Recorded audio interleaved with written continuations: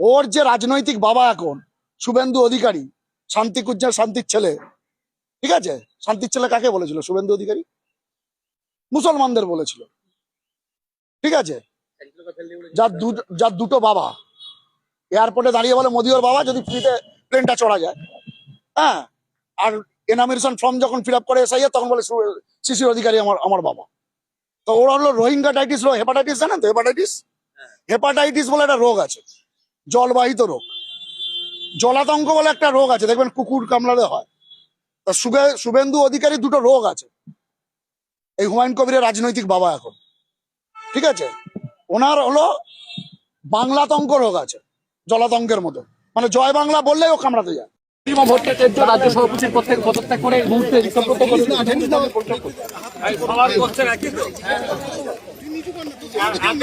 এতদিন মমতা ব্যানার্জি তৃণমূলে হাঁড়িতে মধু ছিল, তো ওখানে বসেছিল। এখন মমতা ব্যানার্জি তৃণমূলের হাঁড়িতে মধু নাই, সেটা ছাড়তে হবে। এর থেকে আবার পরিষ্কার কি হতে পারে? তিনি বলছেন আদর্শহীন মানুষ মৃত মানুষের ন্যায়। আদর্শ আছে সারা ভারতবর্ষের অঙ্গরাজ্যে। সেই তার সময় একটা মহিলা অর্থমন্ত্রী ছিল না, তখন মমতা ব্যানার্জি যাকে, যিনি অর্থমন্ত্রী না, মানে অর্থনীতিবিদ না হওয়ার পরও একজন আইনজীবীকে অর্থমন্ত্রীর চেয়ারে বসিয়েছিলেন। আমি মমতা ব্যানার্জির চরম বিরোধী, তার আমি চরম সমালোচনা করি, কিন্তু তার কাছ থেকে যারা প্রিভিলেজ নিয়ে আজকে এইগুলো তার সাথে আচরণ করছে, তারা আমার নজরে আদর্শচ্যুত, আদর্শহীন। তিনি বলছেন যে তিনি একেবারে যেদিনকে মানে বাজেট পেশ হতো সেই সকাল পর্যন্ত তার কাছে কোনো খবর থাকতো না, তিনি খালি বাজেট পেশ করতেন। এতক্ষণ মনে পড়ছে তার, তখনই ছেড়ে দিতে পারতো তো।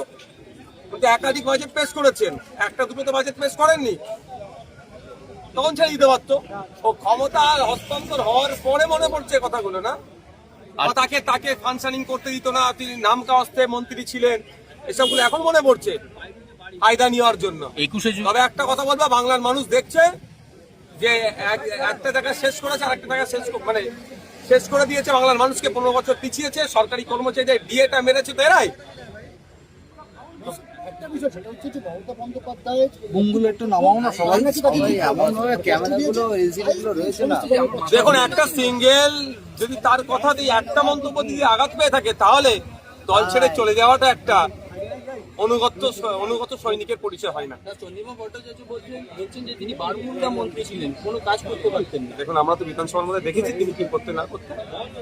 আরেকটা বিষয়, সেটা হচ্ছে যে আজকে তিনি যখন বিধানসভায় পৌঁছেছেন, পদত্যাগ করলেন সকালবেলা, তিনি জানালেন সেটা সংবাদ মাধ্যমে, এবং তারপর দেখা যাচ্ছে যে তিনি যখন ঢুকছেন, সন্দীপন সাহারা তাকে একেবারে অভ্যর্থনা জানাচ্ছেন। 26 তারিখে কাশীপুরে যে বক্তৃতা করেছিলাম, সেই বক্তৃতাতে আমার বিরুদ্ধে একটি এফআইআর লজ হয়েছে, যার কেস নাম্বার 219/2026, ডেটেড 27/6/2026। আইও হচ্ছে এসআই বিজন রায়। তিনি এবং তিনার আরো ঊর্ধ্বতন অফিসাররা তাদের মতো করে প্রায় 10 পাতার একটা তৈরি করেছিল, যেটা জিজ্ঞাসাবাদের জন্য। তাদের পয়েন্ট অনুযায়ী যারা যা জিজ্ঞেস করেছে, আমি সেই প্রশ্নের উত্তর দিয়েছি। তারা আবার রিপিট করে সন্তুষ্ট না হয়ে আবার রিপিট করে জিজ্ঞেস করেছে, আবার অফিসার চেঞ্জ করে জিজ্ঞেস করেছে। আমি তাদের প্রশ্ন যথাযথ উত্তর দিয়েছি। তাতে আমাকে আজকের মতো এই কেসের যে কারণে জিজ্ঞাসাবাদ করেছিল, তারা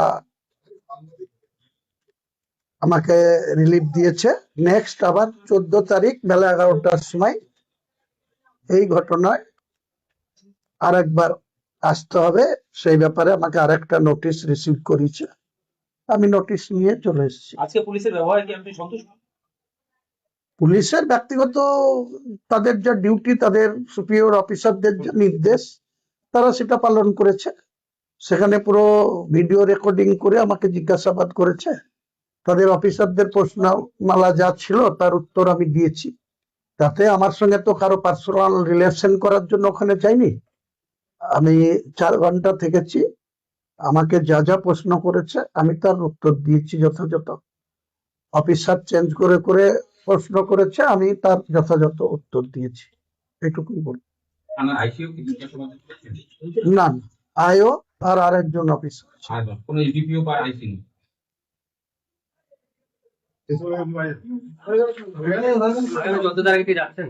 নিশ্চয় যাবো।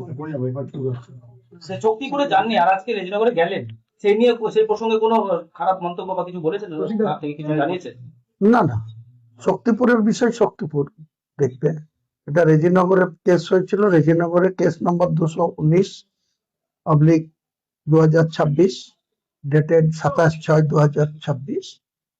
আন্ডার সেকশন যা যা ছিল সেই অনুযায়ী প্রায় 12-14 পাতার প্রশ্নমালা তৈরি করে রেখেছিল।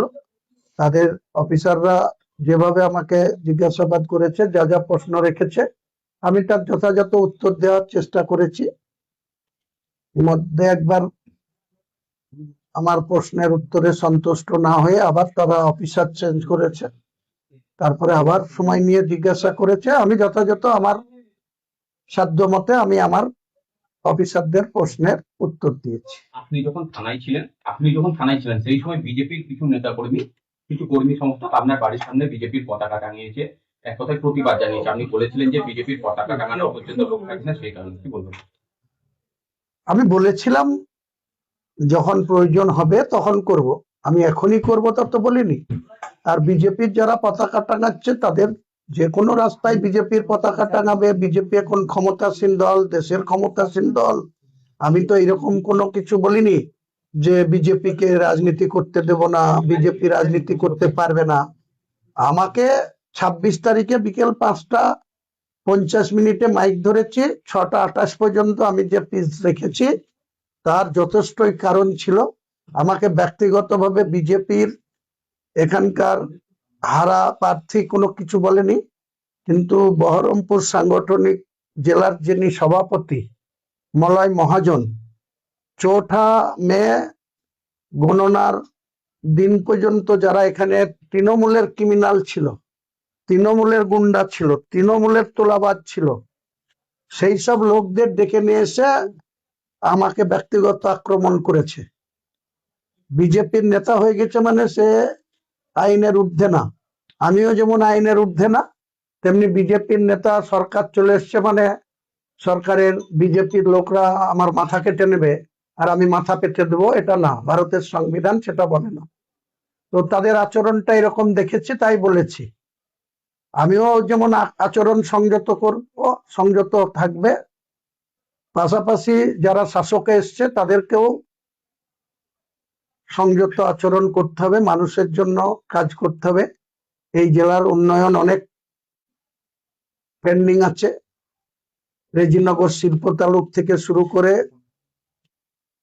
রামনগর KN সুগার মিল থেকে শুরু করে বহরমপুর থেকে রামনগর ঘাট RBC এর রাস্তা থেকে শুরু করে নওদায় একটা বিভিন্ন রাস্তা, এমনকি নওদা থানায় যাওয়ার রাস্তা এত জঘন্য অবস্থা। তাছাড়া ত্রিমোহিনী থেকে দুধসর রাস্তা মানুষ চলাচলের উপযুক্ত না, সেগুলাকে আমি লিখিতভাবে মাননীয় মুখ্যমন্ত্রীর কাছে মালদার প্রশাসনিক মিটিংয়েও ডাক পেয়েছিলাম, সেখানেও দিয়েছি। আবার যথা